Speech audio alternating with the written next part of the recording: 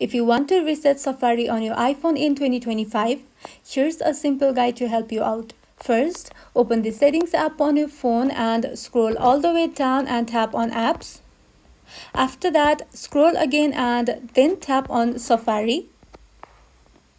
Here, to reset Safari, you want to clear your browsing data.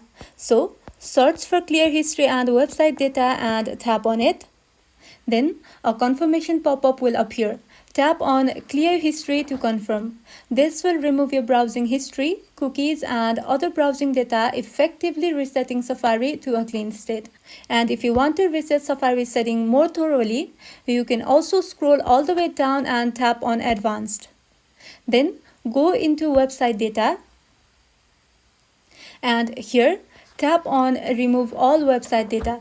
But keep in mind that clearing website data may log you out of websites and remove saved preferences. And that's all. Safari is now reset and ready to use fresh. If this video was helpful, don't forget to like and subscribe for more of these videos, and thank you for watching.